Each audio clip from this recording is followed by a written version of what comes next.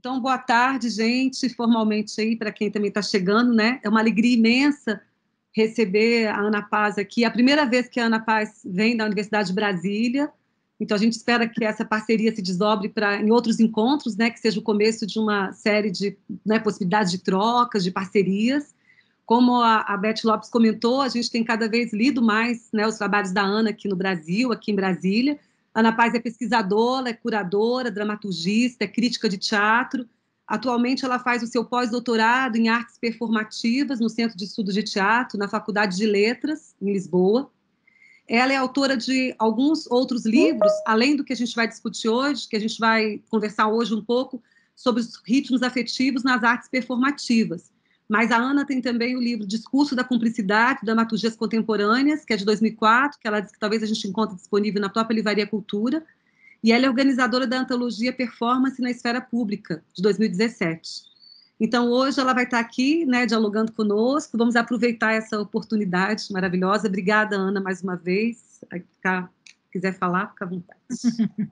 Tá bom, obrigada, Rita, também pelo convite. Eu vou tentar fazer assim alguma adaptação, não para o sotaque propriamente, mas para tentar brasileiro, mas para usar algumas palavras que eu sei que são mais brasileiras. O meu sotaque é esse mesmo.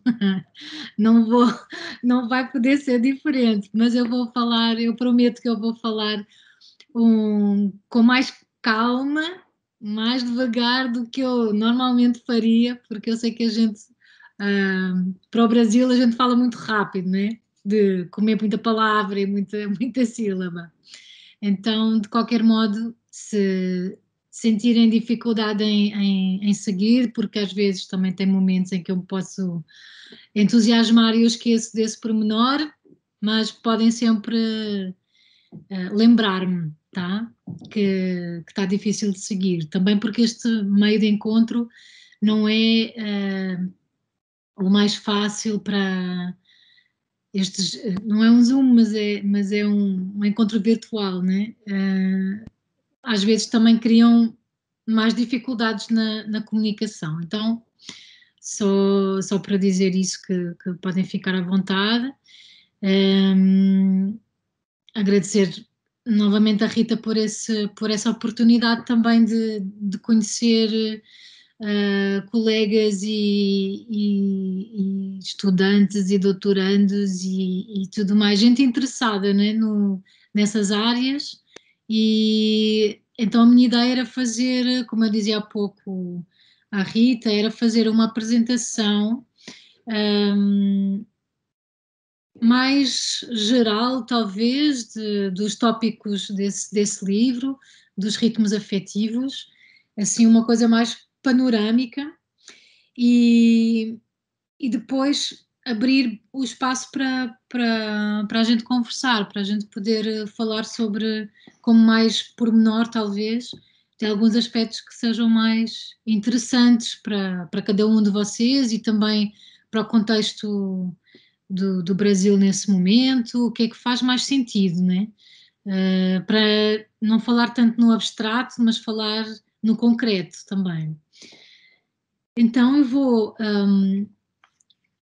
começar por me perguntar, eu quando comecei a preparar essa apresentação, fiquei olhando para o título do livro e pensei, será que isso diz alguma coisa sobre o que é o livro? Ritmos afetivos nas artes performativas. Está bom, artes performativas, a gente fala artes performativas e não artes cênicas, né? Em Portugal.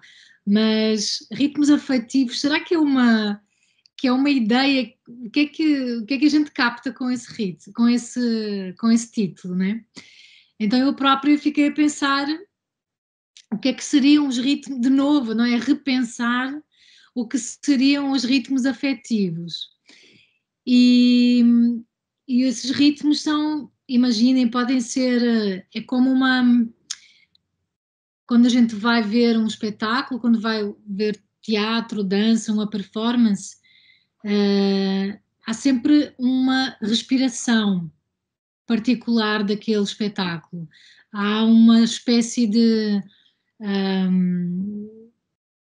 organicidade, como se a obra, como se o espetáculo fosse uma espécie de ser vivo também, né? Então esse ser vivo que lá que se dá a ver, que se apresenta, que se materializa num determinado lugar com o público, ele tem também um bater do coração próprio, né? Tem esse movimento de onda, tem essa respiração. Então, eu acho que o primeiro grande ritmo é esse, é o ritmo é o ritmo da obra, é o ritmo do espetáculo. É essa coisa que se vai fazendo e desdobrando. E essa coisa que se vai fazendo e desdobrando, essa vida que se vai apresentando e representando, né? Ela constitui-se, no caso das artes ao vivo, né? Perante um público, com um público. E havia uma coisa que eu tinha realmente muita curiosidade mesmo científica, né, de compreender o que é que o público realmente faz no teatro, porque é que ele tem que existir para que possam ser feitos espetáculos. Será que é só para ele, será que é sempre essa mera condição para existir o teatro, ou será que ele está lá a fazer alguma coisa? E se ele está lá a fazer alguma coisa, o que é que ele está a fazer? Né? Como é que ele participa dessa vida da obra? Como é que ele se relaciona com aquela respiração, com aquele bater do coração? Como é que isso acontece? No fundo era um pouco isso que me movia a pensar quando eu comecei a fazer a minha pesquisa de doutorado, que está exatamente na base desse livro, né? Portanto, ele foi muito revisto e cortado também, mas a base da pesquisa era realmente a pesquisa de doutorado. E eu tinha essa questão realmente, como é que acontece a relação com o público, o que é que ele está lá a fazer, porque é que ele é tão importante, porque é que ele é condição para haver teatro, para haver artes ao vivo, né? Dança, performance. E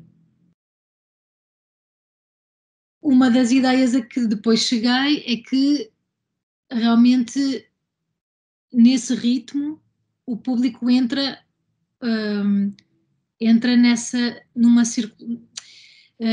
na matéria sensível, né? Naquilo que acontece num dia e que nunca é igual ao dia seguinte. Há outra e outra e outra vez que é feito o espetáculo, né? Eu chamei isso uma matéria sensível, né? A gente é quase como se não existisse, mas se a gente falar com qualquer performer, inclusive talvez alguns de vocês também tenham experiência prática, qualquer pessoa que esteja, qualquer performer, qualquer ator, qualquer bailarino, tendo experiência de palco, de apresentação perante o público, ele sabe que essa realidade da matéria sensível é concreta, não é abstrata, é concreta, ela existe, ela é matéria sensível, né? E eu, na altura, pensei, eu gostaria de perceber melhor o que é essa matéria sensível, como é que essa matéria sensível se estabelece, como é que, como é que a relação entre a cena, portanto, no fundo o meu tópico principal foi esse, não é? Como é que a relação entre a cena, quem está em cena, os atores, os performers, como é que eles,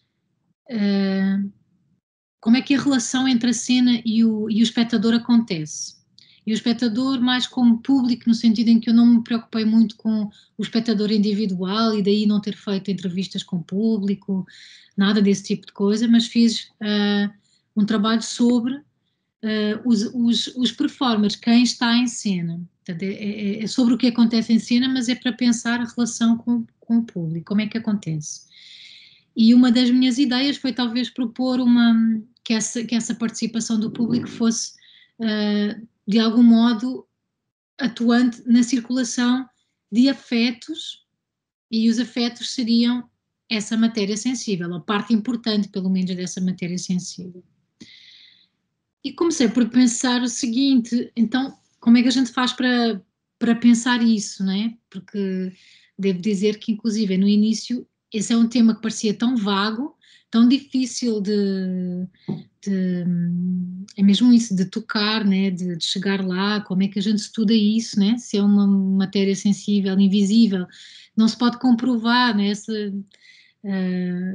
ideologia científica também de que tudo o que deve ser estudado, claro que deve ser estudado com rigor, mas que tem que ser objetos observáveis, isso colocava esse problema, isso não é observável, mas talvez possa ser dito, e seguramente pode ser pensado.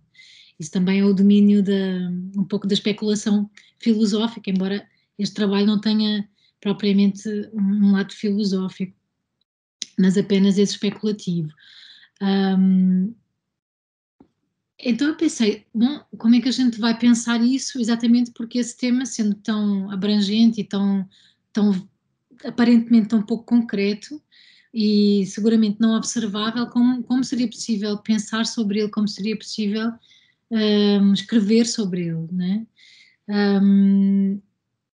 Inclusive eu acho que durante algum tempo não foi muito levada a sério, porque não, ela vai mudar de tema, com certeza, porque isso vai ser muito difícil de falar.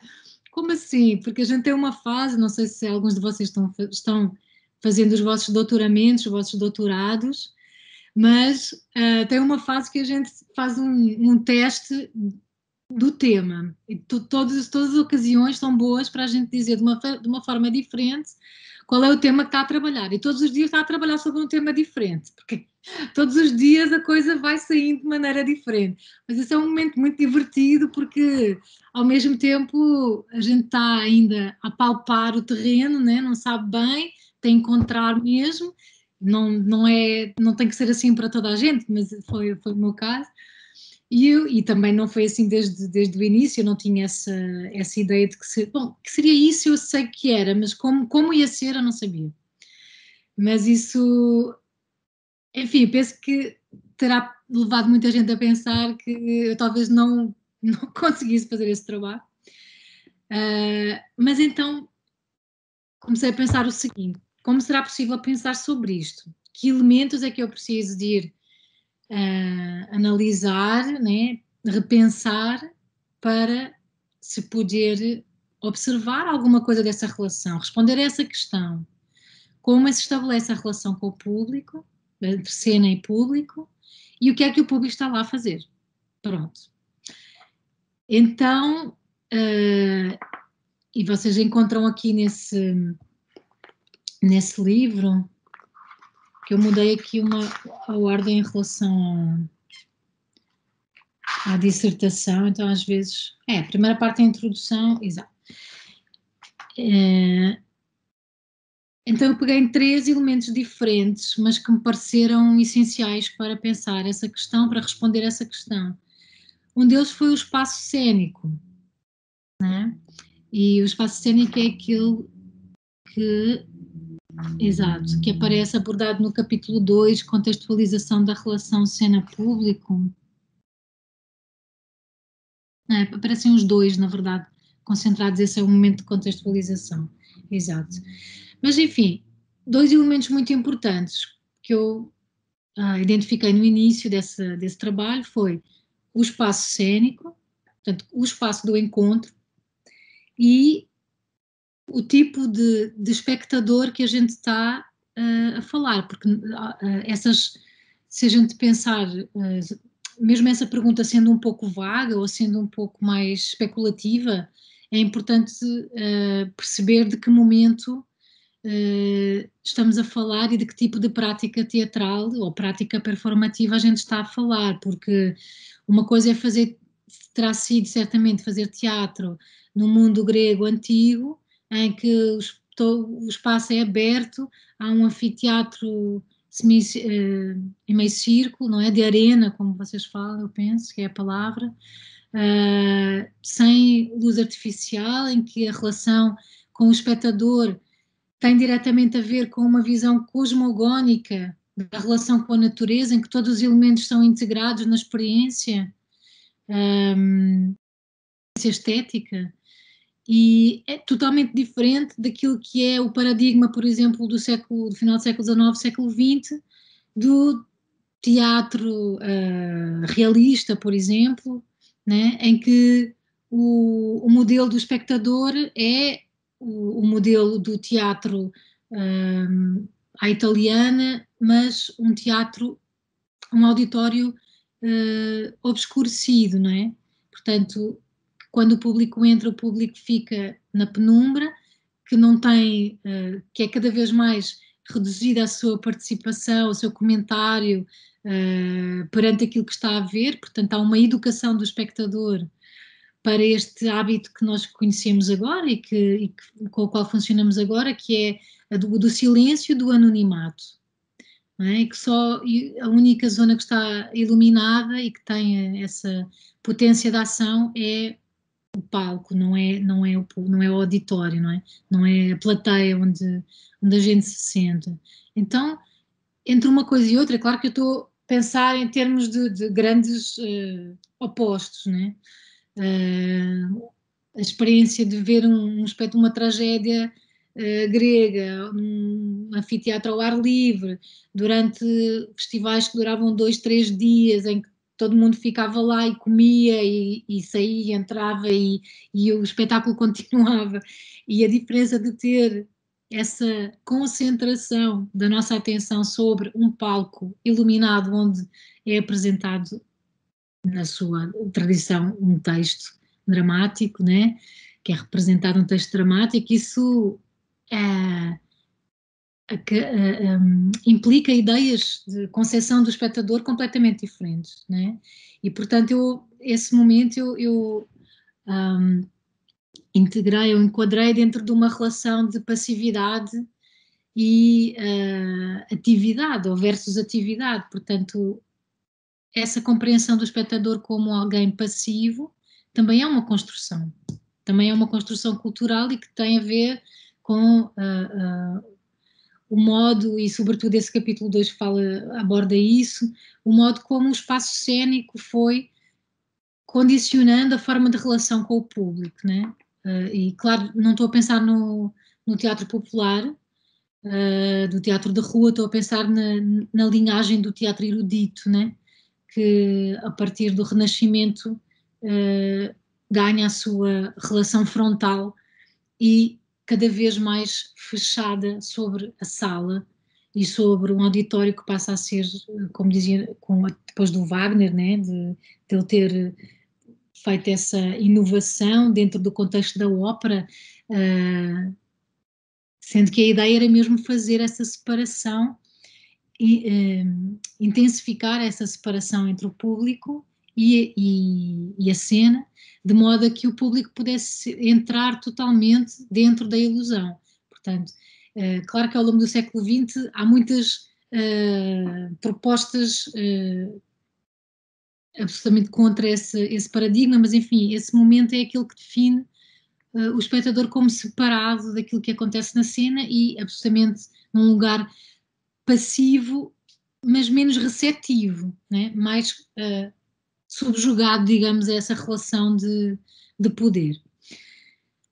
Pronto, podia dizer muitas outras coisas sobre essa relação do espaço, mas o que eu queria destacar era exatamente que era importante pensar, ou pareceu-me ser importante para mim pensar o espaço cênico, como aquele elemento que condiciona a minha relação como espectadora, né?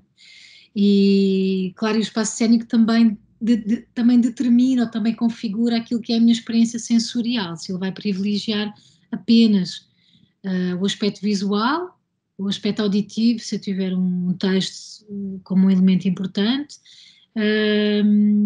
ou se eu vou reorganizar o espaço de maneira a eu propor ao espectador toda uma outra relação sensorial com aquilo que está a acontecer em cena. Claro, o espaço tem exatamente a ver com, como eu já naturalmente acabei por articular, qual é o tipo de espectador que estamos a falar. Estamos a falar de um espectador receptivo, estamos a falar de um espectador passivo, estamos a falar de um espectador participante, que é esse também o modelo de, a partir de determinado momento, pós o acontecimento da performance e aquilo que ela vai trazer como estratégia de relação com o público, de promoção. mas por outro... Tem alguém que está aqui. Vamos desligar. Já está.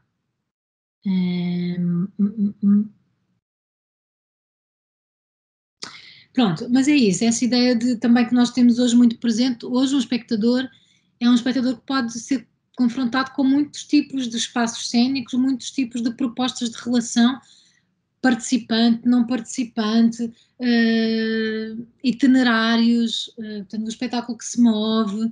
Portanto, no fundo, o tipo de relação que é proposta depende também dessa configuração do espaço e do facto de nós hoje termos na nossa concepção de espectador tantas variedades possíveis, tantas variantes possíveis de ser espectador.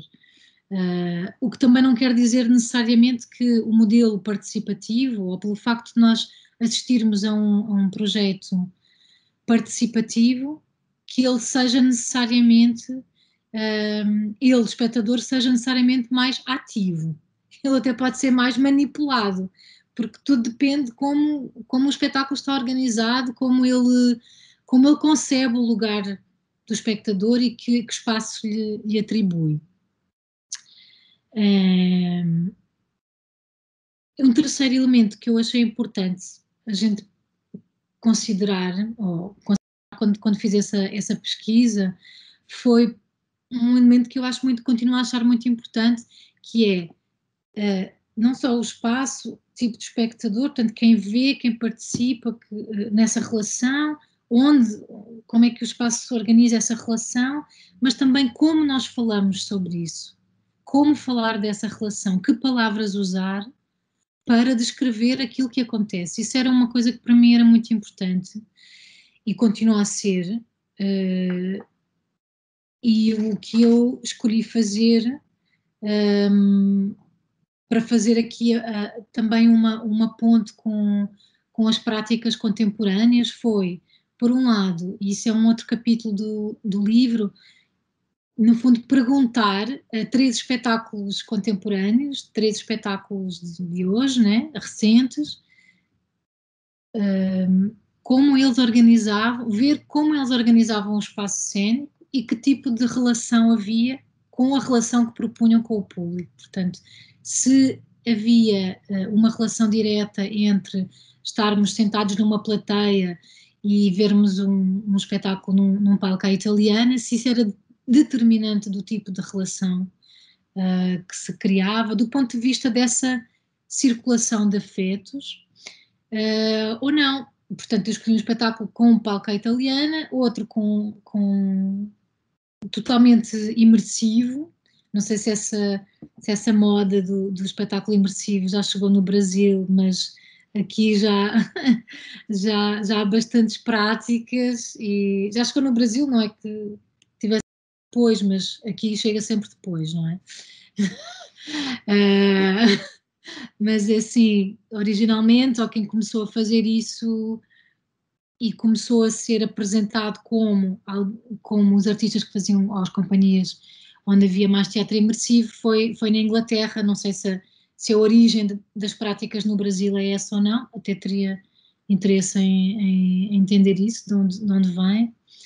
Mas enfim, um espetáculo imersivo, um espetáculo com palco à italiana e um outro espetáculo com palco à italiana e participação direta do público. Portanto, entender essas variantes. Então, há um capítulo só sobre essa análise desses espetáculos, sempre do ponto de vista da relação com o público, da relação que o espetáculo convida ao público. E um último capítulo, exatamente sobre essa questão de como falar, que vocabulário usar para falarmos sobre os afetos, a circulação dos afetos na relação com o público. Sendo que, no fundo, é essa a minha proposta, né? Que a relação com o público se materializa através de um movimento de afetos em que o público está diretamente implicado. Então, não está de fora, e é por isso que ele é importante, mas eu já vou voltar a isso. Então, para essa zona do trabalho, para essa pesquisa sobre como falar, eu conversei com 80 artistas, mais ou menos, salvo erro, cerca de 80 artistas, muitos brasileiros, outros americanos, porque eu tive um período de pesquisa nos Estados Unidos, em Nova Iorque, e outros portugueses. E fiz mais ou menos sempre as mesmas perguntas, não foi assim um estudo de caso com um protocolo de sociologia super formal, porque podia ser, mas não foi, porque também foi na descoberta com os próprios artistas que eu fui percebendo como falar sobre aquilo. Então foi um processo de aprendizagem também mútua, né?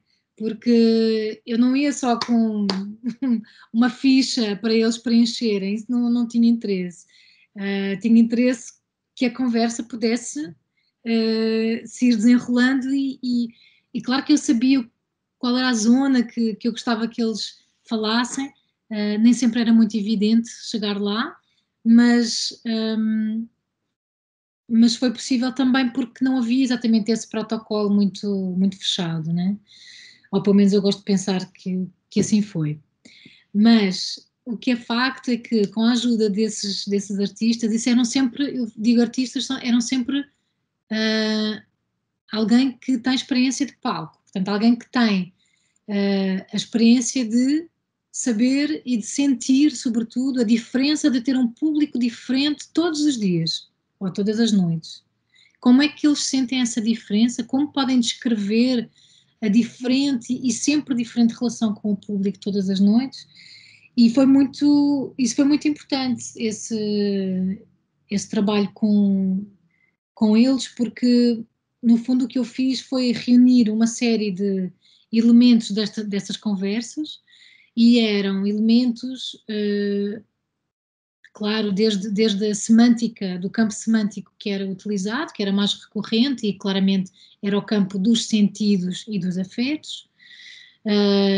E afetos aqui, já agora só uma precisão, eu não estou a falar necessariamente nem de afetos positivos, podem ser afetos negativos, nem só de afeto no sentido de emoção, mas também alguma coisa que me está a afetar, não é? No espetáculo a gente pode nem saber o que é, mas há alguma coisa que nos está a afetar e nós, por estarmos ali e fazermos parte daquela matéria sensível, também estamos a afetar de volta. Portanto, esse circuito constante circulação, é nesse sentido que eu uso a palavra afeto aqui, tá? Não é só no sentido da língua portuguesa mais habitual, da emoção ou de uma coisa positiva, ou ter afeto por alguém.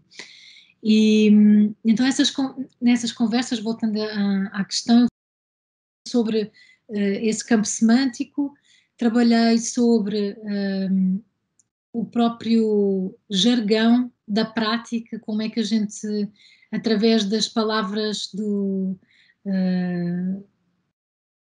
de código, né? de quem pratica, de quem está em cena, pode chegar a alguma ideia dessa, alguma percepção do que é o público e havia realmente, portanto, esse campo semântico, havia muitas imagens, muitas metáforas, por exemplo, aquelas imagens com que eu comecei essa fala hoje, da respiração, o movimento das ondas do mar, o bater do coração, eram imagens que recorrentemente apareciam nessas conversas com os artistas para descrever o que era a relação com o público. Portanto, essas são imagens deles, na verdade. Portanto, havia esse imaginário, esse conjunto de vocabulário, de sentidos, de afetos, e havia também um aspecto muito curioso, que era a relação da fala, da palavra, com o próprio corpo. Porque eu só fiz gravações áudio, só de som. Eu fui-me apercebendo que sempre que eles começavam a falar havia um registro, havia uma espécie de memória do corpo que voltava. E eu tive muita pena de nunca ficar com esse registro, mas isso aparece no texto descrito assim, tal e qual como eu estou agora a contar. Esse ritmo, né? esse movimento de lá para cá aparecia, este movimento que eu estou agora a fazer aparecia muitas vezes. Isso foi uma constante, como se o próprio corpo também ficasse com a memória desses diferentes ritmos, né?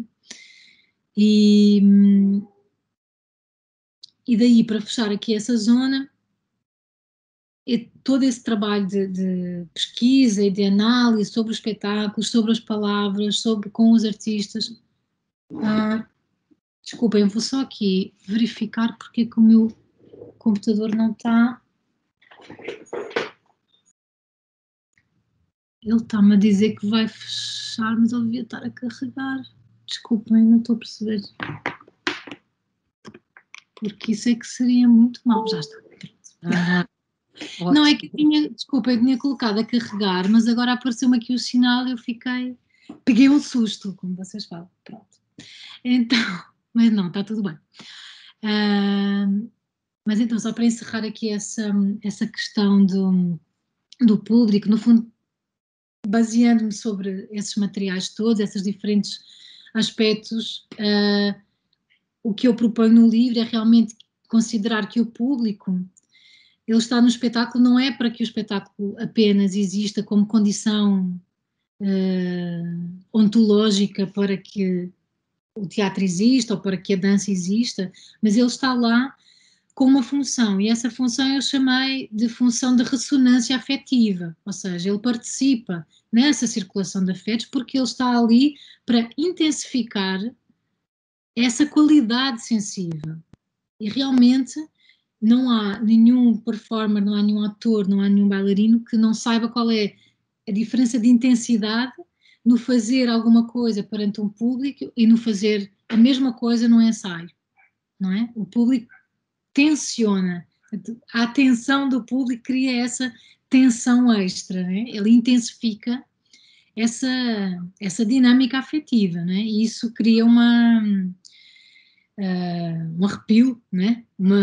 uma qualidade do fazer e claro, se hoje o conjunto do público é constituído por aquelas pessoas em particular e amanhã é por outro conjunto de pessoas, então ele vai ser sempre diferente, porque o conjunto daquelas pessoas que estão no público hoje, que constituem, que vão criar a sua própria atmosfera afetiva, vai ser sempre diferente, porque todos esses elementos fazem parte dessa matéria sensível e vão intensificar essa... E é mesmo intensificar, não é de tornar maior, é realmente tornar mais tenso. Tornar, é uma coisa de pele mesmo, e que não tem muito a ver, por exemplo, com aquela percepção mais do domínio ou da interpretação ou da projeção, que é quando a gente fala de um espetáculo, ou quando fala com os artistas que fizeram um espetáculo, hoje correu bem, ontem correu mal, porque não tem nada a ver com isso. Essa é uma percepção que inclusive pode ser diferente para cada uma dos atores do elenco. Eu quando falei com uma das conversas que eu tive foi porque eu também fiz essas conversas realmente de forma diferente. Então no início eu achava que talvez se eu falasse com os atores no finalzinho de um espetáculo, essa informação estivesse mais viva, mais presente. Então eu pensei, fiz essa experiência e falei com vários elementos do mesmo espetáculo e eles tinham ideias diferentes sobre como o espetáculo tinha corrido. O mesmo espetáculo, aquele que eu vi. Então isso eu acho que é de um domínio diferente. Não é essa qualidade sensível, é como se não tivesse, na verdade, nenhum valor, nem positivo nem negativo. É uma espécie de tensão que a atenção do espectador vai trazer e faz parte dessa matéria sensível.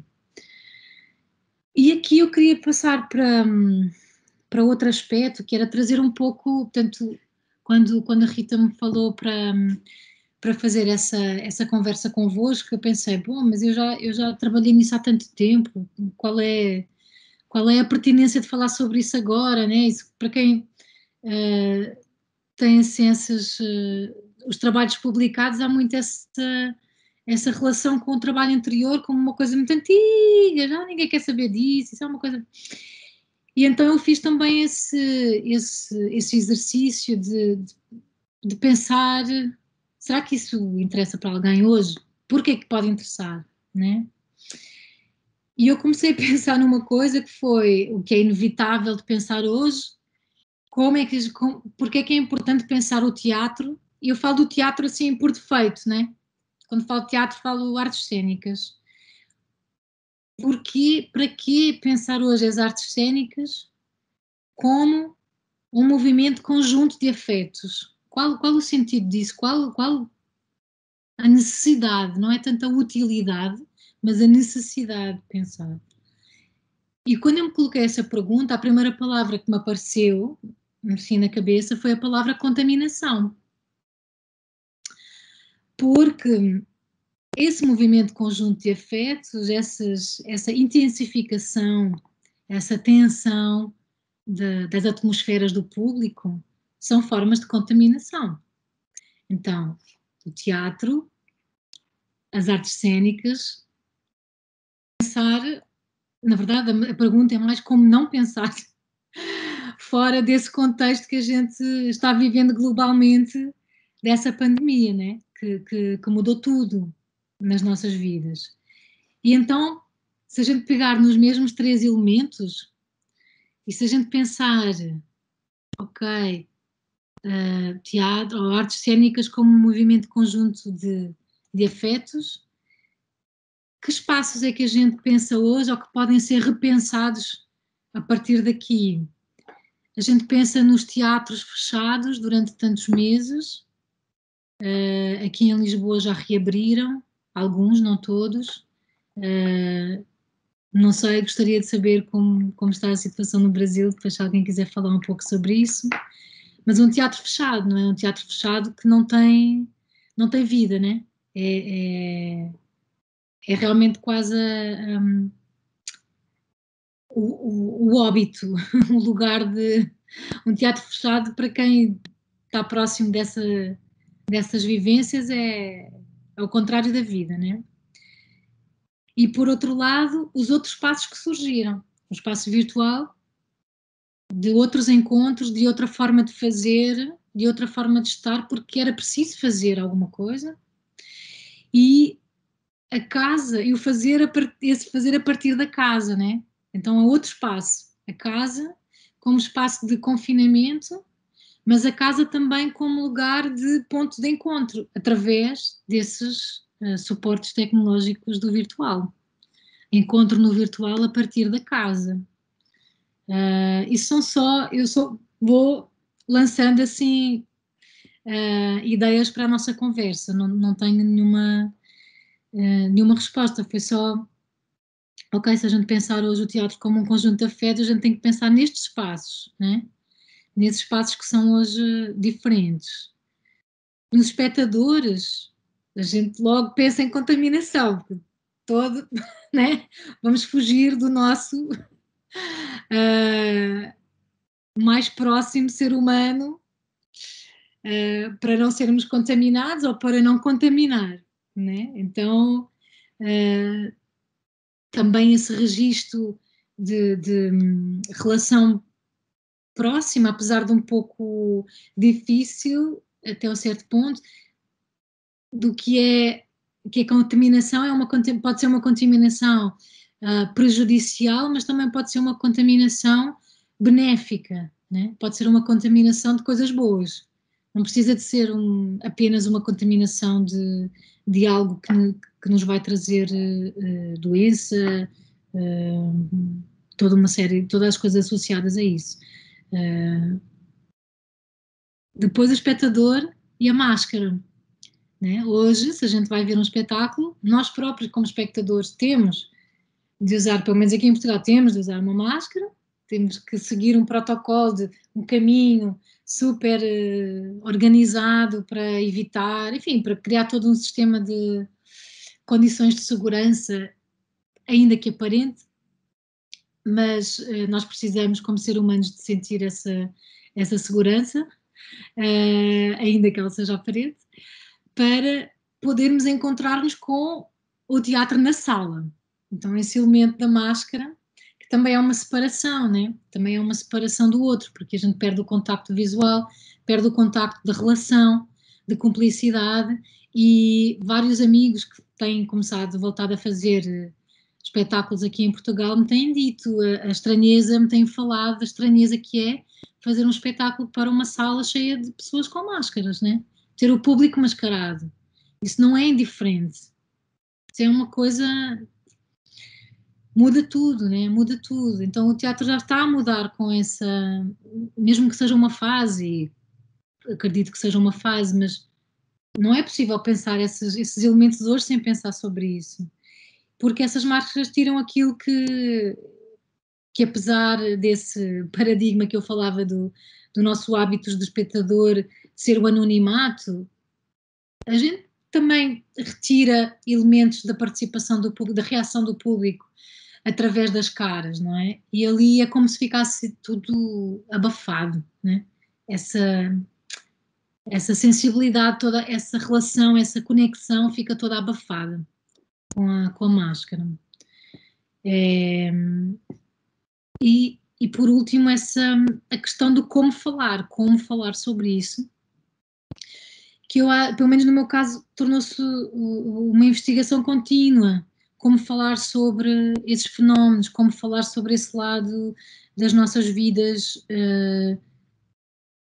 que é, tal como no teatro, tal como nas artes cênicas, concreto e real, mas por vezes tão difícil de entender, de perceber como ele acontece, de perceber como ele nos acontece e como nós reagimos também em função disso muitas vezes, não é? Todas as relações de poder que estão em jogo sempre que a gente está, nós somos atuantes na sociedade, né? E nas relações entre pessoas, portanto, na comunicação.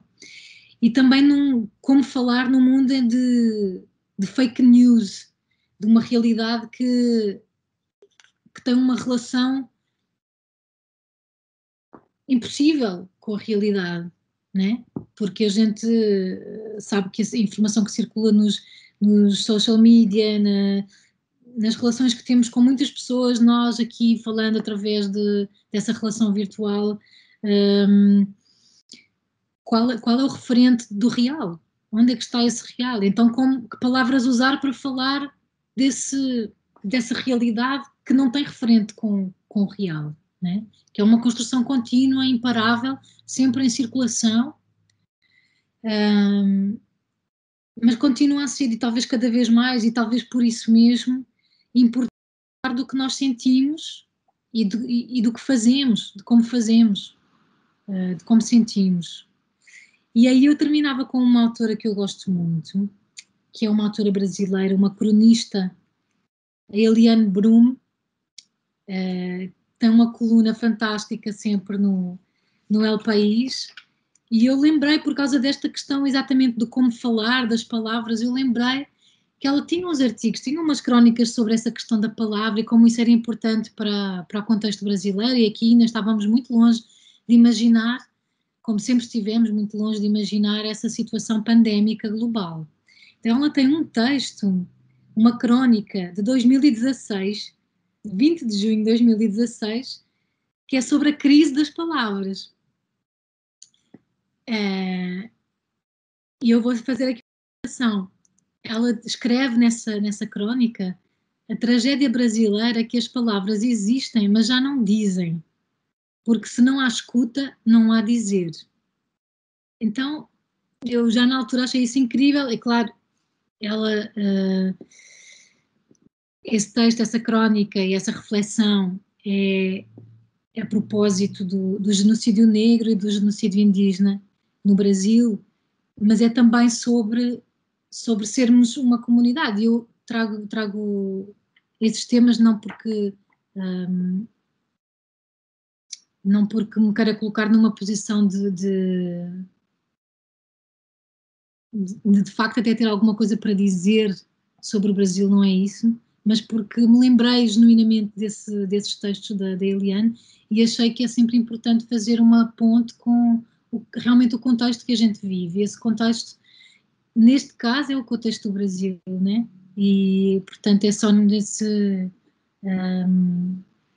é só com essa intenção, que realmente, se as palavras existem, mas já não dizem, né?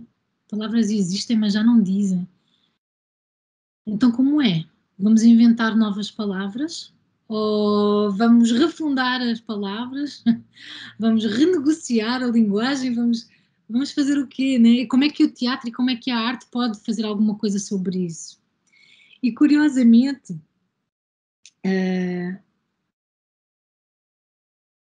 ela tem outro texto, porque, como vocês saberão, os artigos agora dos jornais fazem todos links de uns textos para outros, então não é que eu me lembrasse disso tudo, mas fui divagando por alguns textos da Eliane Brum, e então esse texto remetia, tinha um link para esse outro texto de um ano depois, 10 de julho de 2017, e claro que este junho de 2016 é exatamente alguns meses depois do impeachment da Dilma, e como a situação não parecia boa naquele momento, né? E eu tive alguns meses em 2016 no Brasil, então, durante a votação mesmo, portanto, isso foi uma coisa que eu também vivi aí, e foi muito emocionante, né?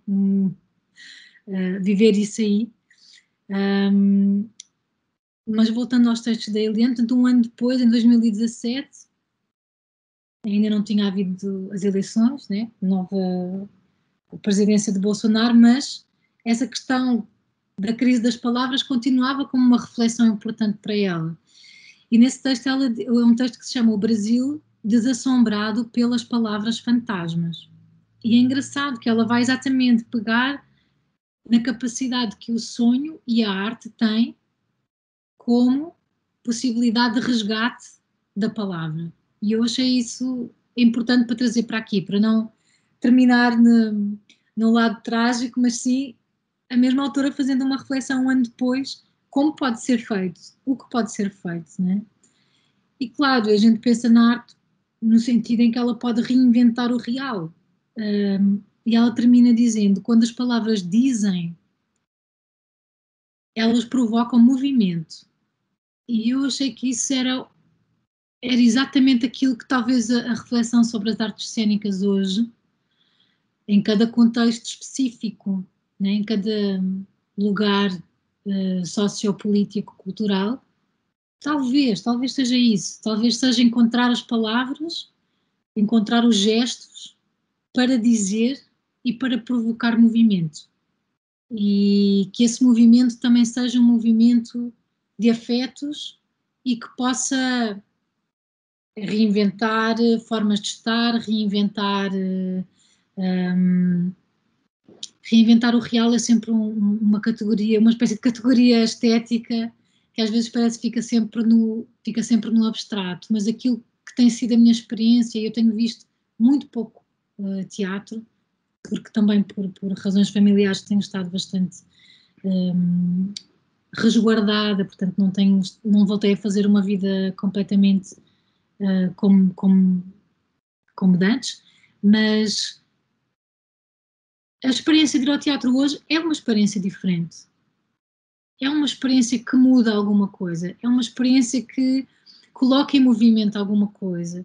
Então, por isso eu queria trazer essa reflexão sobre as palavras e sobre as palavras que dizem, sobre as palavras que já não dizem e sobre as palavras que podem dizer, que ao dizer provocam movimento, porque acho que aqui tem qualquer coisa de potência, né? De potente para uma reflexão sobre esses temas, sobre os ritmos afetivos, sobre o fazer teatral, o fazer experimental, o fazer artístico, na verdade, hoje.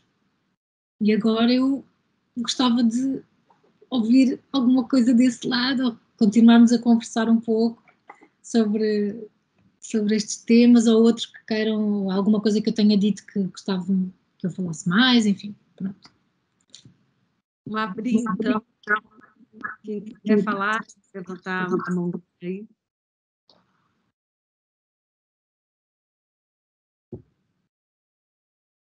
Pode falar, Eduardo. Oi, boa tarde.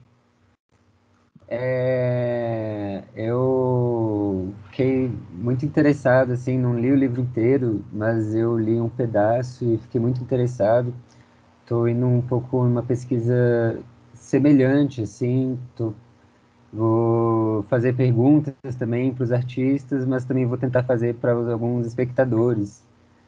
E eu me interessei muito sobre isso que você falou do espectador e a máscara, né? Do espectador que já vai mascarado para o espetáculo, e aí é um acesso, uma relação meio truncada, assim. E eu sinto que hoje existe uma, um medo, assim, de certa forma, essa relação realmente do artista com a sociedade, assim, que está meio distante, meio engessada, assim.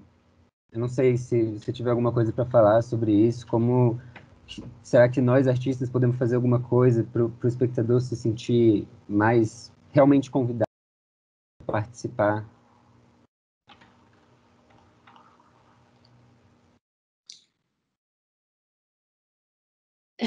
É uma pergunta que é difícil de responder, porque isso, enfim, acho que depende sempre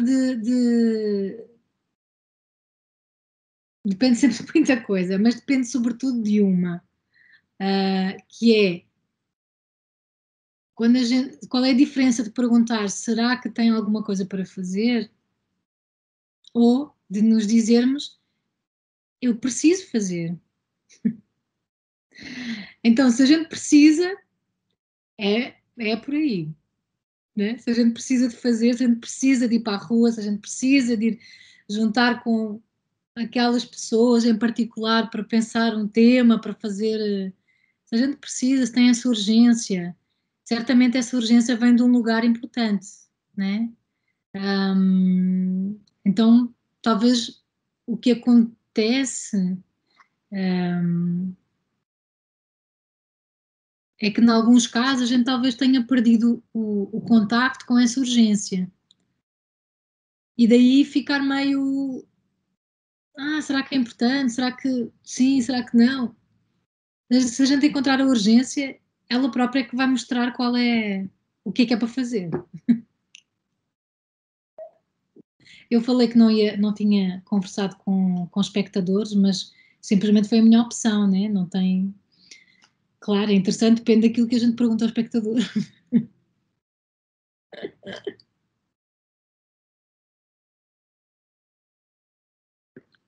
Gisele?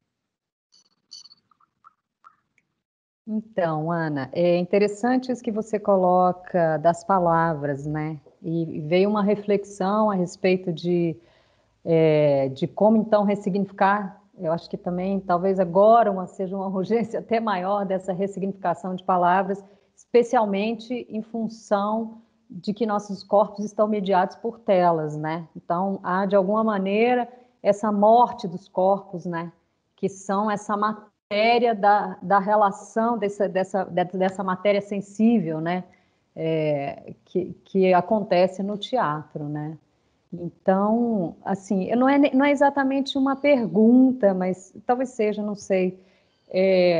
Como é que você pensa? Por exemplo, você fez uma pesquisa que foi super em cima dessa relação dos afetos, né? Das forças dos afetos, da matéria sensível.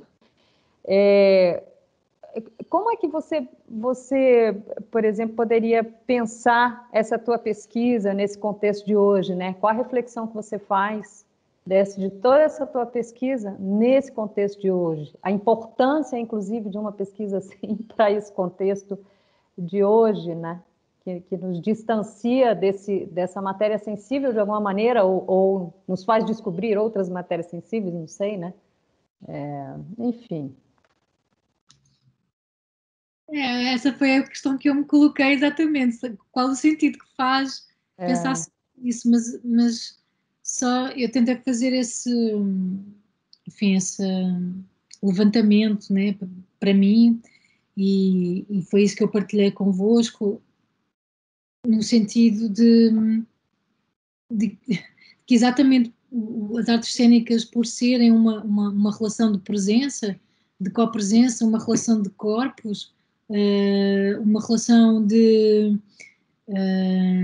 dessas atmosferas, dessa circulação de afetos, que é fechado temporariamente, quer dizer, o que significa fechar o teatro, não é? O que significa fechar o teatro?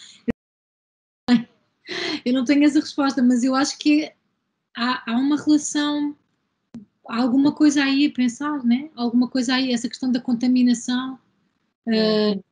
Quer dizer, não é por acaso que a gente pensa, quando a gente pensa no Platão e dele não querer o teatro na cidade, porque o teatro ia atacar, né? Ia fomentar o lado irracional dos humanos, ele já está preocupado com essa contaminação. Não é? O problema do teatro é um problema de contaminação. Então, vamos erradicar o teatro porque isso não traz nada de bom. Só vai despertar afetos e emoções que podem transtornar a razão, né? Eu acho que esse é isso, é o lugar, eu acho que é isso, é o teatro como um lugar de contaminação. Mas que contaminação, né? Outra coisa que eu queria que você falasse um pouquinho mais, que é sobre a comoção, né? Que você fala bastante no seu livro, né? Assim, o que é esse conceito, como ele veio para você, né? Por que você pensou a comoção? Pois é, eu utilizei exatamente esse conceito de comoção e aqui hoje só falei em movimento, só falei na sua definição. Falei sempre em termos do movimento conjunto de afetos, que é isso que eu defino por comoção no livro. Não sei bem, não sei bem porquê, talvez porque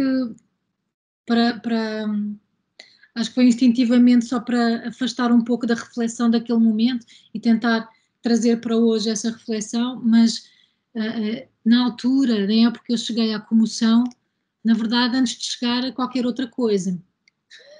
Eu tenho um processo de investigação muito sui generis, que é, eu fico obcecada com uma palavra, com uma ideia. Essa palavra comoção já vem do livro anterior, já vem da dramaturgia. Porque vem como o quê? Já vem, em algum momento eu falo da relação com o público como uma comoção, ou seja, no sentido etimológico da palavra, do mover com. E essa ideia ficou como uma espécie de semente no cérebro, e quando eu comecei a fazer o doutorado, essa ideia, essa palavra voltava continuamente, mas de uma forma bastante intuitiva, devo dizer, não havia uma fundamentação de base para eu querer pensar aquilo, simplesmente eu sabia que era o movimento conjunto, que era um movimento, como era não sabia, mas sabia que era um movimento conjunto. Eu acho que a gente também trabalha muito academicamente ou teoricamente a partir de intuições, né? Podem não seguir aquele protocolo científico com aquela ordem exata, mas são aqueles momentos mais criativos, talvez. O que é facto é que essa palavra, de facto, vem do trabalho anterior, do trabalho sobre a dramaturgia, e ficou. E como a comoção na linguagem, na língua portuguesa, tem essa conotação de afetiva também, ou seja, a comoção como um movimento emotivo e muitas vezes utilizado também para falar da experiência estética, né? Eu fiquei comovida no espetáculo, eu fiquei comovida perante uma pintura que eu vi, eu fiquei comovida quando li um poema, ou quando ouvi um poema, quando escutei um poema. Achei que ali havia alguma coisa para encontrar algum elemento que descrevesse essa relação de movimento conjunto dos afetos e no fundo o que eu fiz foi depois perseguir essa intuição e tentar organizar a pesquisa de uma forma que pudesse ser entendida por outras pessoas que não só eu. Legal. E só mais uma coisa que é a questão da contaminação, né? Que eu acho interessante a Sueli Ronick, que hoje em dia ela fala de polinização, né? Ela para tirar exatamente essa conotação de vírus, né? Essa conotação de contaminação, de doença, né?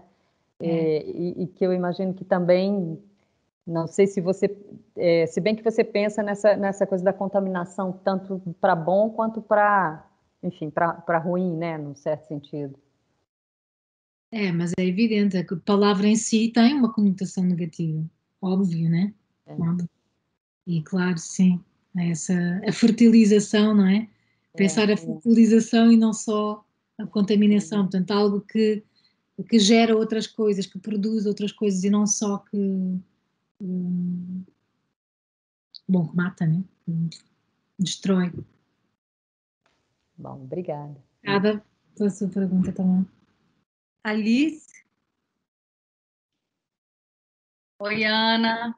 Que bom te receber aqui no Departamento de Artes Cênicas, no programa de pós-graduação em Artes Cênicas. Que bom. Vocês. Eu não tinha visto tavas, que eu vejo só assim umas bolinhas cá embaixo.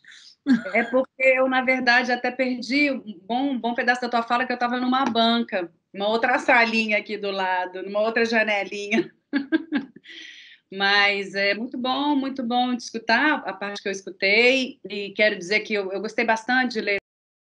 Acho que é um livro que, para mim, assim, ainda está ressoando, né? Até de vez em quando volto nele um pouquinho. E uma das coisas que ficou para mim e que eu queria te escutar um pouco mais, assim, falar sobre, é essa relação entre afetos e efeitos.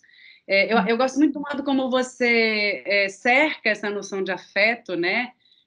Nessa ideia de cargas sensíveis que aderem a alguma coisa, né? Eu achei muito produtiva essa noção, né? O modo como você recortou essa noção, acho produtivo, inclusive, para a gente, para a área, né? Das artes vivas, performativas. E em alguns momentos, em algumas passagens do livro, você coloca essas duas noções ali pareadas, em alguma medida, a noção de afeto e de efeito, né? E embora eu tenha a impressão de que em algum momento você chega a falar que não é num sentido de contraponto ou de polarização, por outro lado, em alguns momentos parece um pouco que você critica talvez um excesso de efeito, né, em contraposição ou em detrimento, talvez, de um movimento de afetos, como uma espécie de fragilidade, talvez, no trabalho. Eu estou falando de um modo mais simples, né? Eu acho que você não dicotomiza as coisas, tentando simplificar, mas aí eu fiquei com vontade. Por que me interessa ouvir isso? Porque, de algum modo, até já me apropriei um pouco desses conceitos. A gente vai lendo e vai se apropriando, né? Claro, a vida é assim. Então, até um pouco para sentir se o modo como eu estou repercutindo essa ideia tem um pouco a ver com como você coloca, ou, enfim, bacana poder te ouvir em relação a isso. Não, obrigada pela tua pergunta, é bem pertinente.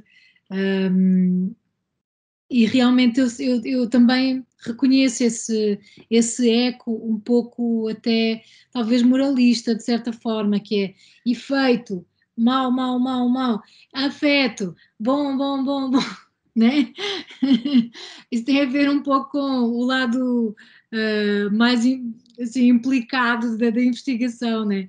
Porque aquilo que me preocupa com os efeitos é a questão da manipulação. Isso é aquilo que me preocupa. Então, inclusive, o que eu falo, o espetáculo imersivo de que eu falo no livro, e tive a experiência como espectadora, realmente tem uma aparência de total liberdade e participação, porque o público pode mexer nos objetos, pode escolher onde quer estar, um espaço imenso, mas na verdade ele está tão condicionado ou mais do que se estivesse num teatro, num auditório de um teatro italiano. Então este paradoxo pareceu-me interessante de pensar, mas realmente o efeito também é aquilo que mais atravessa a história do teatro. O teatro é a arte do efeito emocional, de produzir o efeito de emoção no público, né? E isso não tem necessariamente a ver com a manipulação. Portanto, de facto, eu acho que, na verdade, no livro até falta essa distinção, fazer essa distinção de que o efeito e o afeto podem ser opostos se eu pensar em termos da manipulação, né? Com o efeito como uma manipulação daquilo que eu espero, que eu quero que o público sinta e pense, por oposição àquele espetáculo que dá uma maior liberdade, portanto, que não dirige tanto aquilo que é a reação do público e que, portanto, permite que haja uma circulação de afetos mais no sentido em que eu posso sentir-me aborrecida e isso fazer parte dessa circulação de afetos. Eu posso ficar distraída, eu posso ficar... mas isso está ok. Posso dormir, está ok. Né? Isso também não faz do espetáculo um bom espetáculo, na realidade. Mas é uma forma de convidar, é um convite diferente no sentido dessa... Eu acho que é mesmo isso, é a questão da manipulação versus um estar com que não é necessariamente tão dirigido para estar daquela maneira, né? Quando um espetáculo, mas isso é o meu gosto pessoal, quando um espetáculo me diz muito o que é que eu tenho que sentir, eu já desliguei, né? Porque eu não tenho espaço como espectadora para navegar naquilo que está a acontecer, naquilo que está a ser dito, no que está a ser feito. Eu sinto como um espartilho. Então, talvez, na verdade, haja esta duplicidade. Por um lado, aquilo que é o efeito mau é aquilo que eu entendo com esse espartilho da manipulação, né? E, por exemplo, nesse espetáculo imersivo do Sleep No More, da companhia inglesa, realmente para mim foi muito incomodativo. Mesmo que aparentemente eu me pudesse deslocar por 5 andares, inclusive, não sei quantas salas diferentes, 100 salas diferentes, o espectador pode fazer tudo, era a tensão que a música, que o ambiente sonoro provocava no corpo, era uma coisa física, aquilo era de tal maneira determinante, uma condição tão determinante para a minha experiência, que foi uma coisa super desagradável. Não quer dizer que não tenha o seu valor, mas talvez, na verdade, isto pudesse até estar mais explícito, mas eu nunca tinha pensado nisso se tu não tivesses perguntado. Mas podia estar mais explícito no livro, né? Tem a ver com isso, com esse espartilho. O efeito como espartilho, eu acho, blá. Mas o efeito faz parte da prática teatral. Faz parte. Não tem como. Não tem como. Não é? Por isso, obrigada, nunca tinha pensado nisso. Eu que agradeço. Também ajudou a assentar também melhor as ideias. Obrigada. Ana, eu acho que no seu livro tem essa questão desse deslocamento também, dessa questão para a experiência, né? Porque se você quer provocar a experiência tem algo também de inusitado, de singular, né? Não é algo que é direcionado, que é um pouco o que você está falando, que o que você sentiu de incômodo, talvez com aquela... É porque, de uma certa maneira, tinha uma certa direção, né? Estava direcionado, né? Como se a sua experiência não tivesse porosa, né? Não tinha uma porosidade para que a experiência ocorresse, pelo menos pelo que eu estou entendendo, pelo que você está falando e o que o seu livro traz, né?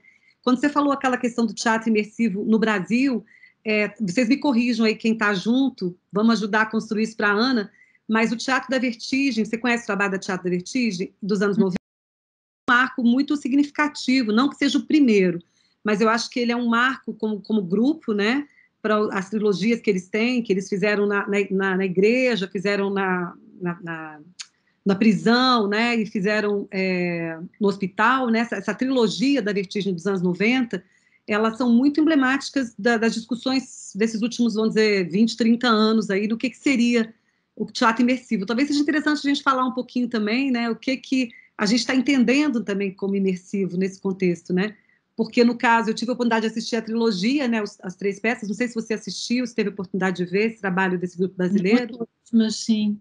Mas tinha essa questão também de uma circulação, né, pelo espaço, essa questão de que você se coloca, mas de uma certa maneira você era colocado em situação também, né? Em alguns momentos você não tinha muito como fugir daquele lugar, né? Você estava colocado você estava no hospital, você estava num espaço pequeno, muitas vezes tinha uma claustrofobia inerente ao próprio espaço, né?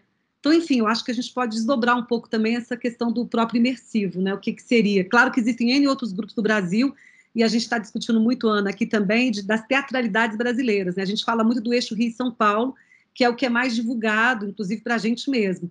Mas a gente sabe que o Brasil ele é multifacetado. Eu estou dando uma disciplina agora que tenho trazido interlocutores do Sul, do Norte, de outros lugares, com experiências que a gente desconhece, muitas vezes experiências até que antecedem a essas que nós, como eixo Rio-São Paulo, consideramos como marcos. Por isso que hoje eu estou cada vez mais cuidadosa em dizer quem começou o quê, né? Mas, de qualquer maneira, assim, tem uma reverberação, né, desse trabalho. Eu vi o da prisão, dessa trilogia.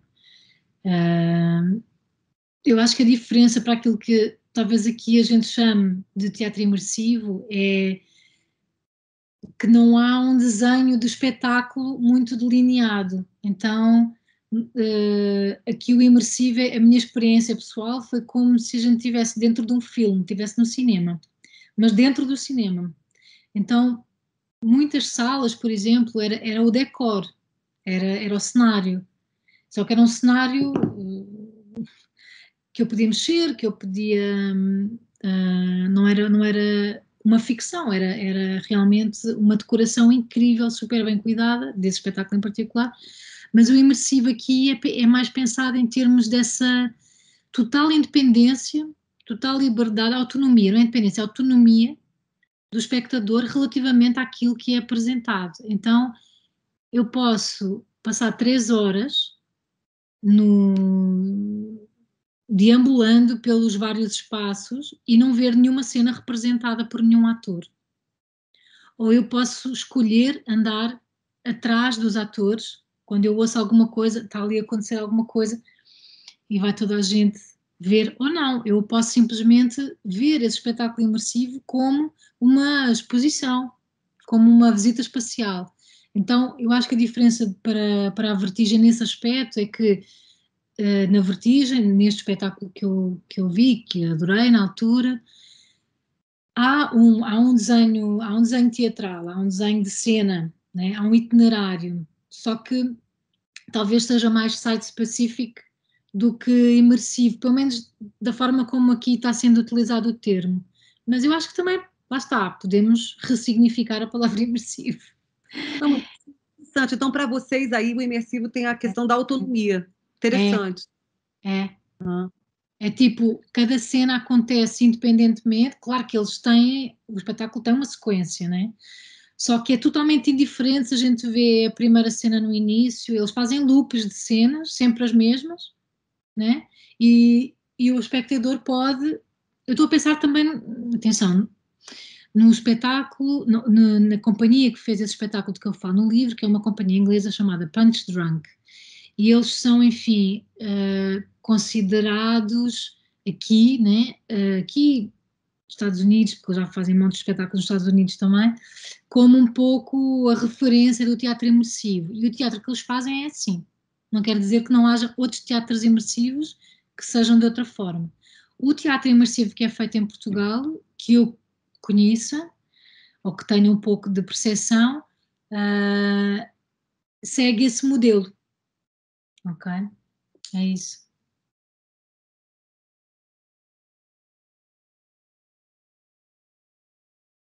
Em Portugal, o teatro da companhia do Teatro Bando, do João Brits, nenhum espetáculo que você viu deles você colocaria como imersivo nessa categoria? Não. O espetáculo que eles colocaram, aquele espetáculo final que tem aquela mesa, que as pessoas comem junto, que as pessoas fazem não sei se você teve oportunidade de ver, que eu acho que é um espetáculo que faz um pouco uma relação de todas as obras deles ao longo de 40 anos. Sim. Não, eu acho que eles não fazem trabalho em teatro imersivo segundo esta linha de... É participativo, a gente fala participativo, não pensa tanto em imersivo. Porque imersivo é mesmo essa sensação de também é pensar uma autora que é não me lembro bem, Macron, acho que é Macron. Se alguém tiver interesse particular sobre isso, eu posso passar a referência. É uma autora inglesa também que fala, ela fez os primeiros trabalhos, agora já há muita coisa, mas fez os primeiros trabalhos sobre esse tipo de pesquisa, desse tipo de teatro, e ela fala muito no aspecto visceral também. Portanto, por um lado a autonomia do espectador e o lado visceral, então uma espécie de corpo com corpo, né? Corpo do espectador com corpo do espetáculo. E por isso é que as atmosferas sonoras são tão importantes, porque são elas que colam o corpo do espectador com o corpo do espetáculo, né? Não é a relação com o ator, não é a relação com a palavra, é o espaço e o corpo no espaço. Então essa é outra característica que é muito... E isso eu acho que não tem tanto a ver com o trabalho do band, né? O band eu acho que é mais participativo. A Alice também pode falar sobre o teatro sofrente, se ela concorda ou não. A Rita também participou de vários, nós fomos juntas, fizemos alguns trabalhos juntas lá. A Rita também foi. Ela só não teve nesse último, que foi do Gungunhana. Porque, na verdade, eu coloquei a experiência do bando pelo fato de ser um grupo português, mas é mais porque eu não vi esse espetáculo onde eles colocaram essa questão da mesa, de comer junto, mas eu fiquei com o imaginário de ser um espaço que permitiu, mas não nessa acepção que você falou do imersivo, que eu acho que é isso que você falou, né? Depende de como que a gente está delineando o que seria e até onde vai esse imersivo, né? E essa relação também do imersivo com o aparato sensorial, né? Que é uma coisa que seu livro fala muito, dessa questão da sensorialidade, que eu acho que é também essa coisa de sair do território da visão, né, do teatro, do lugar de onde se vê, né, do espectador como alguém que vê, e coloca toda essa outra dimensão que seu livro traz, que é essa dimensão dos sentidos que particularmente me interessa muito, inclusive também como criadora, como encenadora, colocar esse espectador em experiência, né, mas aí até onde você... É uma condução e até onde tem essa autonomia que você fala. Essa autonomia ela é muito difícil, na verdade, né, como chegar a atribuir, né, essa autonomia, quer dizer, permitir essa autonomia para o outro, que é muito fantástica também, né, essa questão da liberdade e autonomia. A Beth Lopes quer falar? Beth? Quero. Bom, muito obrigada pela apresentação, né? Achei muito interessante e fiquei com essa ideia assim de como você pensa essa formação de uma comunidade, né? Esse movimento, esse devir, né? Como fazer juntos, né? Então essa matéria sensível que você chama, né? É essa névoa, não sei, essa onda, né? Alguma coisa assim que existe, né? Que não é tão visível, mas que faz com que os afetos circulem, né? Acho isso assim muito interessante. Depois eu fiquei pensando, bom, aí eu queria falar um pouquinho sobre imersivo. Eu não sei se a gente tem imersivo por aqui. O que eu entendo e que eu penso sobre o que eu li sobre o imersivo, porque eu nunca assisti um teatro imersivo, é que ele realmente não tem o ator não tem uma importância, né, como no teatro, né? Então são outras questões que estão em jogo, né? Como você fica, como você se move dentro daquela proposta, né? Quais são as suas escolhas? Então acho que é um teatro assim que de uma certa forma se propõe a construir realidades, né? Outras realidades. Né? Eu acho que a gente não tem muito por aqui. Eu já vi algumas experiências assim que você acontece numa casa, né? Nos andares, o público anda mesmo o Vertigem, né? O Vertigem é muito teatral também, né? Eu acho que ele tem um roteiro muito afinado, né? Ele é arriscado, mas não necessariamente imersivo. A gente sabe que a gente está no teatro, que a gente, né? Então, o imersivo para mim parece que você atravessa, né? Atravessa os limites, as fronteiras, né?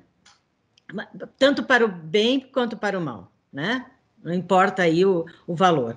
Então, eu acho que eu fiquei pensando, procurando algum teatro imersivo, e acho que não tem, assim, nesse parâmetro, assim, eu acho que a gente não tem essa prática, né? E eu acho que ela acontece, assim, talvez pela impossibilidade de representar, né? Acho que tem a impressão, assim, que não tem mais o que representar, né? Extrapolou a experiência da representação com o espectador, né? Eu acho que ela busca assim essa contaminação, né? Eu acho que essa palavra, de toda forma, acho que é muito interessante, né? Eu acho que ela é tensa, ela traz uma tensão mesmo, né? Então, essa contaminação, eu gosto dessa coisa, contato, contaminação, né? Atravessamentos, eu acho que essas coisas que a experiência cênica mais contemporânea, acho que se ressalta nisso, né? Nesse espaço. E a outra questão que eu queria observar, desculpe a longa observação, tá? É uma questão mesmo. Eu achei muito legal isso que você colocou a respeito da manipulação do espectador, né? Achei isso incrível, porque eu sempre tenho muita dúvida nessa relação com o espectador, né? Eu já fiz bastante teatro e acho, sim, que a gente manipula bastante. Né? Usa muitas estratégias, lança mão de muitos dispositivos para... uma manipulação suave, né, do espectador. Aí eu fiquei pensando, o que que você acha, por exemplo, dos espetáculos audiotour, por exemplo, que te dão ordens o tempo inteiro. O tempo inteiro você vai... por exemplo, eu assisti 1, 2 ou 3, mas um que me marcou bastante foi daquele alemão Stefan Kagen, né? Em que você se encontra com um grupo no cemitério, aí você observa o cemitério, vê se você encontra alguém que você lembra de alguém, vai trabalhando a sua subjetividade, né? E aí depois você entra no metrô com todo mundo e você vai para o centro da cidade de São Paulo e aí você entra nas lojas e faz coreografias, né? Uma espécie de imersão, né? É uma espécie de vestir aquela experiência, né? Eu acho que o espectador ali veste aquela experiência. Mas, por outro lado, ele é manipulado, ele é levado a... Não sei o que você acha disso. Daquilo que eu conheço dos espetáculos dos Rimini Protocol Rimini Protocol e do Stefan Keg, eu acho que eles são completamente manipuladores. Eu pressentia. Isso é, eu acho que não tem a ver com o formato, nesse caso. Eu acho que não tem a ver com os audio-walks, tem a ver com o tipo de... E eles são excelentes a fazer o que eles fazem, atenção. Não é... É realmente uma questão de gosto ou de preferência, né? Não é o...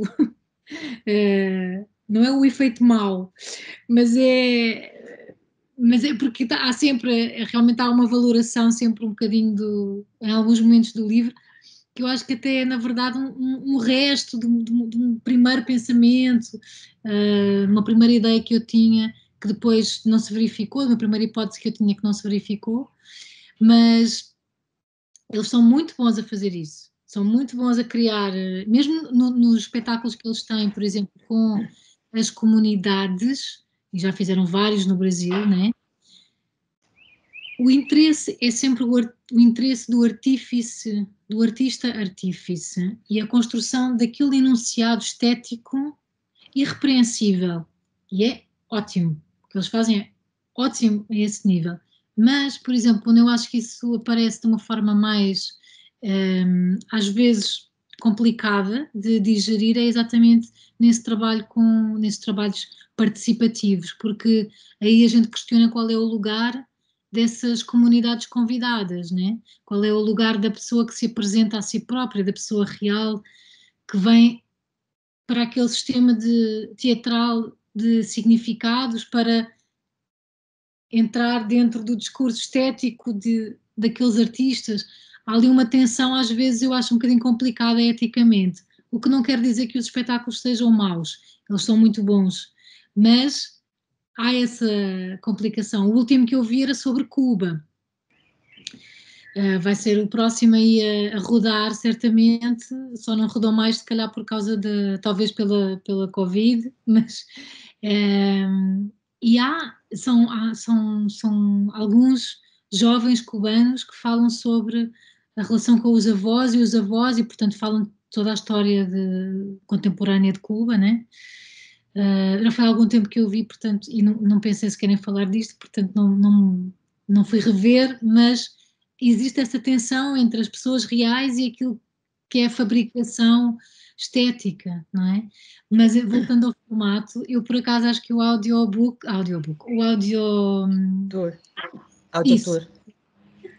audiotour é um formato bastante aberto. Vou dar um exemplo de um audiotour que eu vi muito recente, talvez um dos 3 espetáculos que eu vi, porque era ao ar livre, exatamente, e é um espetáculo de uma portuguesa chamada Paula Diogo, que é atriz e desenvolve o seu trabalho também como diretora teatral, e o que ela fez foi um espetáculo que é uma história, é um audiotour que é uma história, é uma narrativa, uma reflexão. A gente começa em frente ao Rio Tejo, aqui em Lisboa, e faz uma caminhada até ao Teatro Nacional, na Praça do Rossio.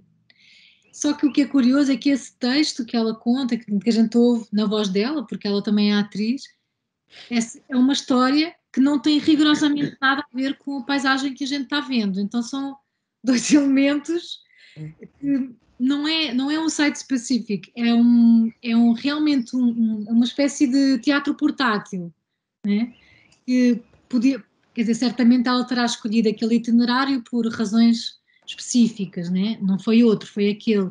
Mas aquilo tinha um elemento contemplativo, um elemento exatamente porque não havia referência, a ligação necessária entre nem o texto e nem a paisagem, e nem havia uma história, mas muitas vezes, por exemplo, se a gente, eu pessoalmente, como me distrai muito, olhar para a paisagem ou para alguém que passa, eu já perdi alguma parte do texto, mas isso aí é uma escolha que eu me permito fazer, sob pena de não seguir a história toda, mas usufruindo da experiência como naquele momento me parece mais interessante ou me apetece mais. E, portanto, eu acho que os audiotours até são um formato bem aberto, depende realmente da proposta, não é? Mas não, com certeza. Só queria acrescentar que eu gostei muito do trabalho do Rimini Protocol, acho incrível, mas eu questionei nesse sentido, né? Porque você é conduzido, né? Mas só para aproveitar, desculpe, se você puder em algum momento falar, quais foram os artistas que você entrevistou aqui no Brasil?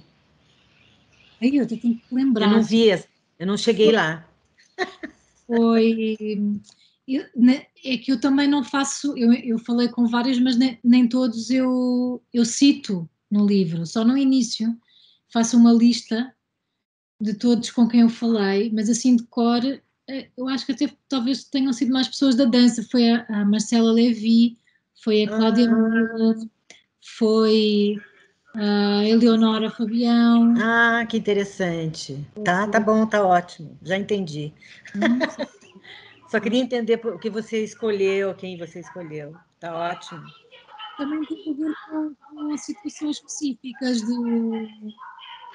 ou talvez algumas pessoas que encontrei em alguns festivais no Brasil e fui conversando.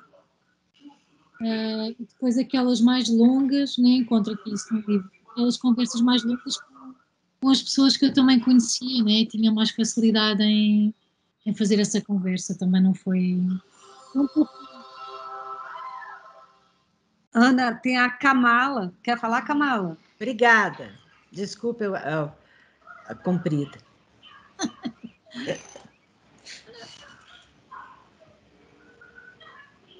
Kamala? Oi. Pode falar. Tudo bem? Ai, obrigada, Ana País. Que bom te ouvir. Bom, então, eu estou terminando o mestrado aí agora, e aí li o seu livro dos afetos, não li esse da esfera pública, e fiquei com duas questões aí quando você falou do imersivo e do participativo, pelo contexto, eu tenho uma companhia que a gente faz teatro, performance, acontecimentos, né? Eu tenho chamado assim, na rua. E aí, como é que essa imersão pode se dar dentro desse atravessamento? Porque a gente tem um espectador autônomo, né? E tem essa relação de paisagem e cenário que é a mesma, né? A gente não provoca uma imersão, a gente está na própria cidade como dramaturgia e possibilidade. E aí a outra questão que eu queria falar é sobre o aspecto sensível, que o Zumthor, ele fala do aspecto sensível, quando ele pega o Merleau-Ponty e fala que o sensível ele é antipredicativo, ele vem antes de uma sensorialidade, né?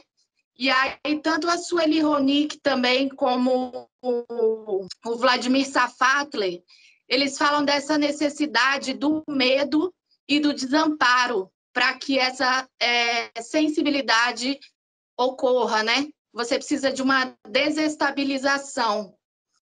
Eu não sei se você puder falar um pouquinho sobre isso, agradeço.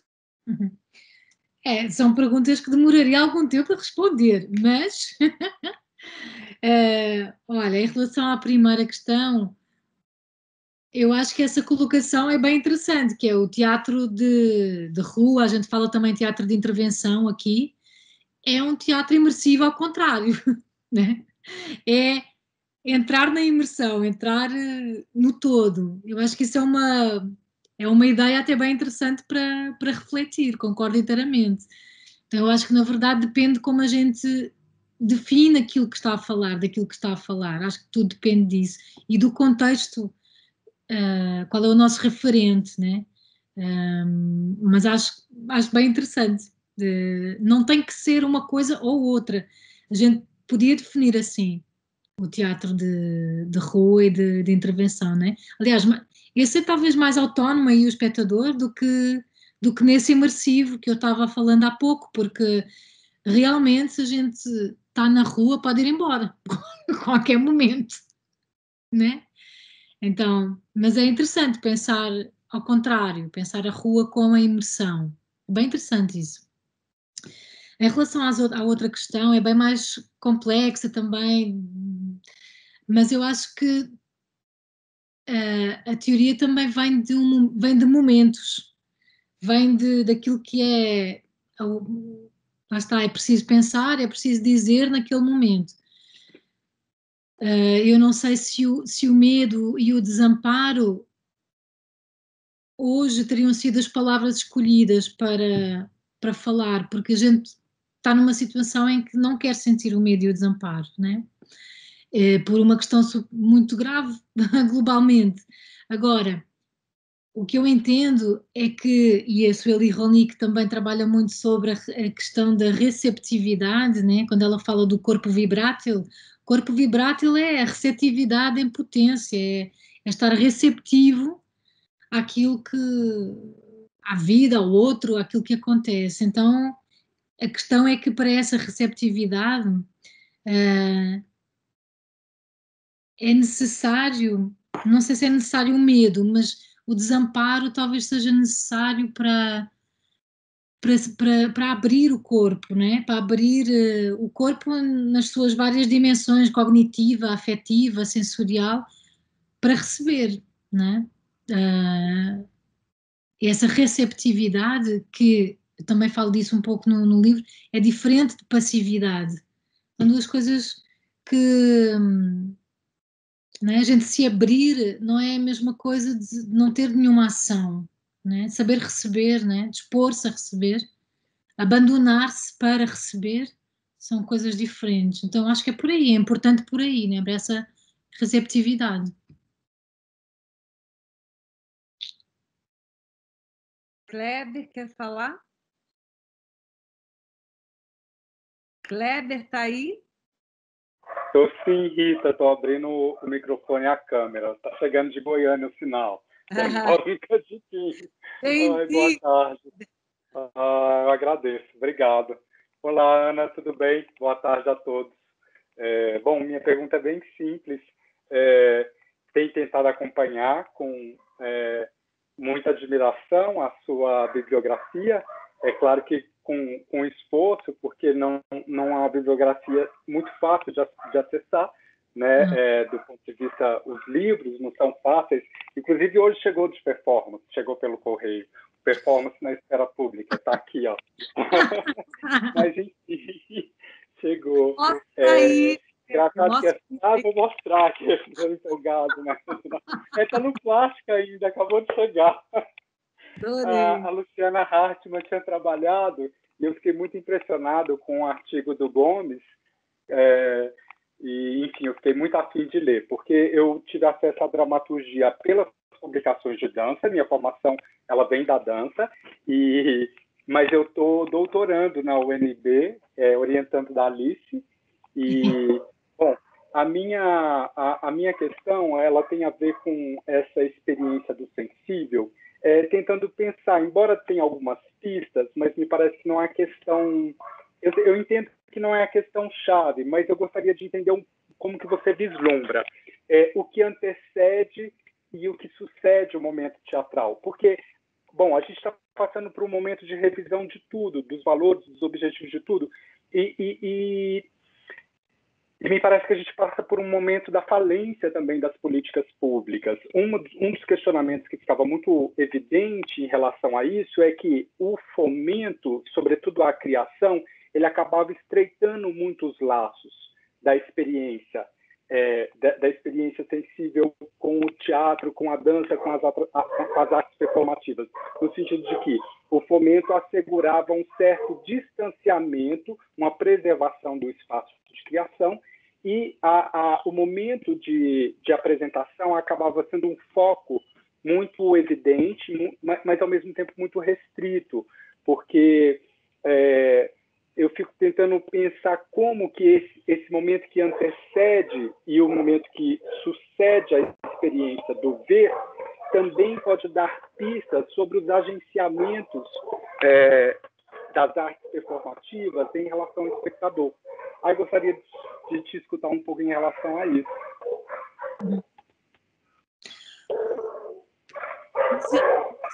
É uma pergunta que só tu vais poder responder, mas porque essa é uma pergunta tua, né? Então, mas é claro, o que é que eu posso dizer? Eu não estou a dizer, é uma pergunta tua no sentido em que eu não refleti sobre isso o suficiente para poder dizer alguma coisa realmente válida, né? Mas o que vem antes de qualquer espetáculo é o momento. É o momento político, é o momento social, é o momento cultural, é o momento. É o momento. Né? Então aí estão contidas todas as relações de força de todos esses níveis, todas essas esferas que vão condicionar aquela, desse ponto de vista mais conjuntural, coletivo, aquele espetáculo naquele dia, né? Naquele momento. Para além das condicionantes individuais de cada um, né? Se comeu, se não comeu, se dormiu bem, se está chateado, se correu bem o dia, se não... mas aí já nunca mais acabaria, né? Não, mas eu acho que esse condicionamento do antes é o momento. Por isso é que eu dizia há pouco, a gente ir hoje ao teatro é uma coisa, é uma experiência diferente, porque há um momento que condiciona essa experiência e condiciona de uma forma muito forte. O depois é sempre aquela esperança do artista, não é? O depois é sempre aquela vontade de que o espetáculo possa atuar, possa ter ecos, repercussões sociais. Há quem seja mais adepto, há quem seja mais cínico até em relação a isso, mas não sei se há uma visão necessariamente correta ou incorreta. Podemos dizer que desde a teoria da borboleta, do impacto da borboleta no outro lado do mundo, se uma borboleta tem impacto, como é que uma peça de teatro não vai ter? Mas eu estou brincando, porque não sei como é possível avaliar isso. E também acho que tem a ver com o momento, porque fazer teatro da forma como, por exemplo, o Brecht fazia, na altura em que fazia, tem obviamente uma repercussão diferente do que teve depois fazer Brecht nos anos 90, como uma espécie de repertório do teatro, porque também é. Então eu acho que são realmente uma questão de ecos do futuro e ecos do passado, como é que isso se encontra e se cruza ali, né? Há um livro super interessante não tem diretamente a ver com isso, com a tua pergunta, mas pode ser material interessante. Não sei se tu conheces, que chama-se, também em inglês, né? Performance Remains, é de uma autora americana chamada Rebecca Schneider, e ela tem um capítulo sobre os reenactments, né? Aquele formato que há uns tempos esta parte ganhou bastante popularidade junto dos artistas, mas também junto das instituições, né? O artista que pegava numa peça de um outro artista, sobretudo daquela época de ouro da performance, dos anos 60, 70, e voltava a fazer, portanto refazia aquele ato artístico hoje, vamos dizer 2010, 2020, tá? Então, qual a lógica de fazer isso? E ela, na teoria dela sobre esse refazer de obras artísticas, né? Ela propõe uma teoria de que o que está ali em casa, por exemplo, é também, e por isso é que eu conheço o trabalho, também li quando fiz aqui essa pesquisa, é uma circulação de afetos, mas é também um cruzamento de tempos.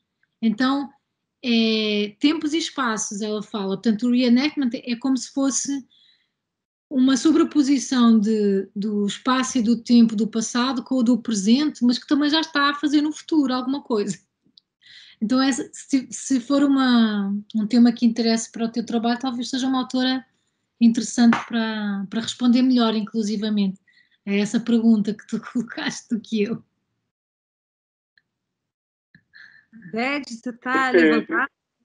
Perfeito, Ana, ajuda muito, porque acho que você tocou num ponto, acho que crucial, acho que é um pouco disso mesmo, da história, né, essa necessidade do cruzamento de temporalidades.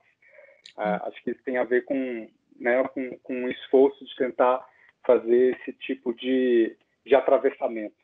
Então, ajuda bastante. Obrigado. Não sei se porque a Kamala está levantada ainda. Kamala, esqueceu a mãozinha. Kamala. Enquanto ela vê aí, Ana, só para falar que você perguntou a coisa dos teatros fechados, né? Como é que está a questão no Brasil?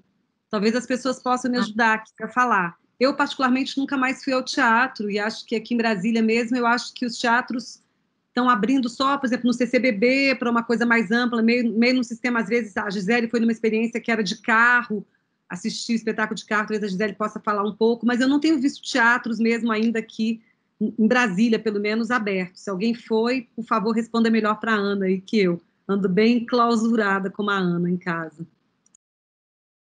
Eu acho que teve algumas experiências do CCBB, sim, Rita. Inclusive, nem fiquei sabendo, agora, outro dia que fiquei sabendo que a Quasa teve aqui, fez espetáculo. A Quasa era um espetáculo, é um grupo de dança de Goiânia. Eles vieram para Brasília para fazer um espetáculo no CCBB, mas tiveram pouquíssimo público, assim, tiveram, sei lá, 50 pessoas, 30 pessoas. Eu acho que as pessoas estão com medo também, né? Disso, né? Fizeram dentro do teatro? Dentro do teatro. Eles estão experimentando já, começando a experimentar algumas coisas para dentro do teatro, mas com restrição, para no máximo 100 pessoas, se eu não me engano. Aqui também a lotação da sala está tipo metade, um terço. Ana, querida, alguém mais tem alguma questão? A gente pode caminhar para o fim, agradecendo imensamente a Ana. Quer finalizar, Ana, esses minutinhos finais, falar alguma coisa? Não, eu só, no fundo, agradecer mais uma vez, porque quando a gente volta sempre ao trabalho anterior, também é uma oportunidade para repensar, e eu também já encontrei aqui outras coisas para repensar e para poder trazer alguma, não sei, para rever realmente, para rever e para pensar essas ideias que a gente discutiu hoje. Foi bem interessante, e foi também interessante conversar convosco, saber também um pouco do que se passa aí, também ter as vossas perguntas e comentários. Foi muito bom. Obrigada. Muito obrigada, Ana, que a gente possa criar outros momentos, então, de troca. Agradeço a todo mundo também a vinda aqui, né, participar desse encontro maravilhoso nessa tarde. Agradecer o pessoal também de metodologia de pesquisa, pessoal da disciplina, e a gente vai seguir desdobrando aí os ecos aí desse encontro também. Obrigada, Ana. Todo mundo. E eu vou propor aí ao Igor, ao Cláudio, que se puderem ficar, que a gente vai ter uma orientação. Eu vou ficando aqui esperando. Obrigada. Obrigada.